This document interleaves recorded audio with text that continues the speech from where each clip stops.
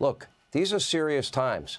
And if these illegals that are unvetted get into this country and they kill Americans, they will have blood on their hands, just like they do over every American that has been murdered and raped by unvetted Harris Biden illegals. Over 11 million from over 180 countries they have allowed into our country. The illegals that Kamala wants to decriminalize, provide free housing, health care, education, now taxpayer-funded sex changes and amnesty on top of it. These policies are extreme, they are radical, they are dangerous. This is a presidential candidate who actually called on Americans to have the courage. Think of this, 9/11/01, 23 years ago. And she's saying we need to have the courage to stop using the term radical Islamic terrorism and the illegal alien.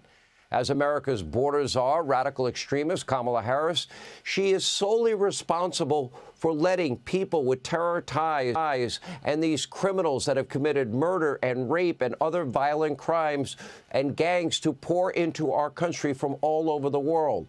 Now, during last night's debate, we didn't hear Kamala on the border crisis or so many other important issues. How is it possible we didn't get an answer on Kamala's plan to decriminalize illegal immigration and offer all of these taxpayer-funded benefits, or her flip-flops on the border wall that she laughed at as a vanity project and defunding ICE? Now, we knew about her taxpayer-funded health care, housing, education, amnesty plans, but think about this. Taxpayers, that's all of you, funded gender reassignment surgery for illegal immigrants and convicts. How is it possible we didn't get a straight answer on the $93 trillion Green New Deal that she would eliminate the filibuster to pass and that she co-sponsored with Bernie Sanders, or government-run health care and the elimination of all private health insurance? Again, both bills she co-sponsored with Bernie Sanders, or her very radical statement in August of 23 that we call it Bidenomics and she's very proud of it, or the fact that we have inflation that has been over 20% since she's been in office. I'm going to fix this on day one. Okay, day one was a long time ago.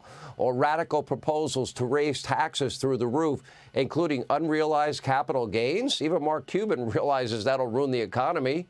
How is it possible last night ABC Disney didn't demand an answer on Kamala's support of defund, dismantle, no bail? How is it possible not a single question about Kamala's promotion of a bail fund that got violent offenders and rioters out of jail?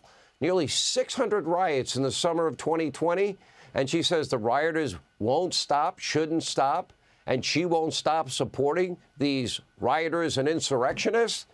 ABC Disney, they weren't interested in holding Kamala's feet to the fire because their CEO, Bob Iger, is heir apparent as well. ABC Disney, they want Kamala Harris to be elected. Well, that was very clear last night. In fact, last night was little more than a campaign contribution by ABC Disney, masquerading as a news division, which they are not, all while supporting the Harris campaign. ABC News is a left-wing, woke leftist talk network, but they're not honest. In what was the most overt, sickening display of left-wing bias during a presidential debate, the so-called moderators barely asked the vice president about any massive flip-flops, changes in position, only since she became the presumptive Democratic nominee, never once followed up on when she failed to provide a straight answer. Does she or does she not support any restrictions on late-term abortion? I'd still like to know. You know, in contrast, former President Trump got nothing but hostile treatment from the moderators, constant follow-ups, fact checks, gotcha questions, kind of like this. There is no state in this country where it is legal to kill a baby after it's born. Madam Vice President, I want to get your response to President Trump. ABC News did reach out to the city manager there. He told us there have been no credible reports. The Springfield city manager says there's no evidence of that. Vice President Harris, I'll let you respond to the rest of what you've heard. President Trump, as you know, the FBI says overall violent crime is actually coming down in this country. The question was about you as president, not about former Speaker Pelosi, but I do want Vice President Harris to respond here. Vice President Harris, he says you hate Israel. That's absolutely not true. You said she went to negotiate with Vladimir Putin. Vice President Harris, have you ever met Vladimir Putin? Can you clarify tonight? Just a yes or no, you still do not have a plan. All right, so guess how many times these moderators fact-check Kamala Harris? Zero. Not once. Make no mistake. She lied over and over and over again. Just take a look at your screen. She lied about Project 25, lied about the very fine people hoax in Charlottesville that even left-wing Snopes called out as a lie, said it was bogus. She also lied about Trump's sales tax. It doesn't exist. Lied about a nationwide abortion ban Trump has never supported. Lied about Trump wanting to ban in vitro fertilization when in reality he supports federal assistance for IVF. She lied about Trump's role in Afghanistan and when the withdrawal. She lied about the bogus border bill. And as you can see, it goes on and on and on. The list goes on. David Muir, Lindsey Davis, they were pathetic. The fact checks only went one way against Donald Trump. David Muir, Lindsey Davis, Bob Iger, the entire ABC Disney organization. It was a complete disservice to the country.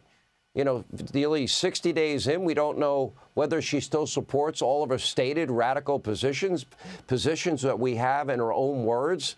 Why? Because they just hate Donald Trump that much?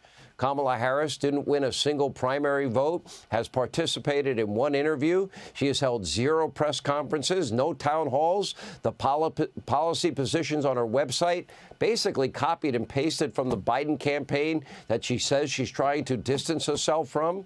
With so few specifics, depending on the audience, her views seem to drastically change. For example, here's Kamala on mandatory gun buybacks. Take a look. This business about taking everyone's guns away, Tim Walz and I are both gun owners. We're not taking anybody's guns away, so stop with the continuous lying about this stuff.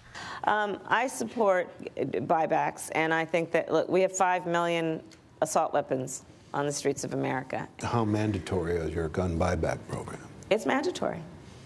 Second Amendment? The Second Amendment, listen, we're going to have to do it the right way. She was lying when she spoke out in favor of these mandatory buybacks over and over again. Or is she lying now? And what about fracking and drilling? Take a look. Let's talk about fracking because we're here in Pennsylvania. I made that very clear in 2020. I will not ban fracking. I have not banned fracking as Vice President of the United States. And in fact, I was the tie-breaking vote on the Inflation Reduction Act, which opened new leases for fracking. Will you commit to implementing a federal ban on fracking your first day in office, adding the United States to the list of countries who have banned this devastating practice? There's no question I'm in favor of banning fracking. So, yeah. No question she was in favor of banning fracking and still is. She was lying then, or is she lying now? Do you believe her? What about the, government health care, Medicare for All bill that she co-sponsored with Bernie in the Senate? Take a look. Vice President Harris, in 2017, you supported Bernie Sanders' proposal to do away with private insurance and create a government-run health care system. 2 years later, you proposed a plan that included a private insurance option. What is your plan today? Well, first of all, I absolutely support, and over the last 4 years as vice president, private health care options. You support the Medicare for All bill, I think initially co-sponsored by Senator Bernie Sanders. You're also a co-sponsor on it. I believe it will totally eliminate private insurance. So for people out there who like their insurance, they don't get to keep it? Well, listen, the idea is that everyone gets access to medical care. And you don't have to go through the process of going through an insurance company, having them give you approval, going through the paperwork, all of the delay that may require. Who of us has not had that situation where you got to wait for approval and the doctor says, well, I don't know if your insurance company is going to cover this? Let's eliminate all of that. Let's move on. No. So did she co-sponsor the bill? She didn't actually support, or is she lying? That brings us to the border. Take a look. The United States Congress, including some of the most conservative members of the United States Senate, came up with a border security bill, which I supported. And that bill would have put 1,500 more border agents on the border to help those folks who are working there right now overtime, trying to do their job. I believe if someone crosses over the border illegally, it is illegal, and you would decriminalize it. I would not make it a crime punishable by jail. It should be a civil enforcement issue, but not a criminal enforcement issue. Listen, I think there's no question that we've got to critically re-examine ICE and its role and the way that it is being administered and the work it is doing, and we need to probably think about starting from scratch. So does the border czar that allowed, 11 million illegal immigrants to pour into this country unvetted really care about border security? Was she lying at the debate and using a deeply flawed political bill that would allow 4,000 or 5,000 illegals in before it even kicked in, and then it was discretionary? The answer is obvious. And as reported by fake news CNN, Kamala previously vowed to end the detention of illegal immigrants, decrease funding for ICE, end ICE detainers, force you to cover the bill for transgender surgeries for illegal immigrants and convicts in jail. These are radical beliefs, and they don't just magically change overnight. Kamala's new vague policy positions, mysteriously adopted only after she became the nominee, are about as fake as her weird faces that she was making during last night's debate. There is nothing authentic about the Harris campaign. This is a candidate in the media mob protection program, and she literally threw her name on every socialist bill in the Senate and dissolved America's borders during her time as vice president and border czar. But now she'll do and say anything she needs to do or say to win and advance her career, even if that means throwing her cognitively impaired boss under the bus. And right on cue, look who just boarded the Trump train. This was funny earlier today in Pennsylvania. The president himself, Joe Biden, donned a red Trump 2024 hat in front of a crowd in Shanksville and a fire station. The White House said he did it to show bipartisan unity on 9/11. Kamala's campaign is probably not very happy about the gesture, but Biden really doesn't hate Kamala after all, right? Who could blame him if he does? Hey, Sean Hannity here. Hey, click here to subscribe to Fox News YouTube page and catch our hottest interviews and most compelling analysis. You will not get it anywhere else.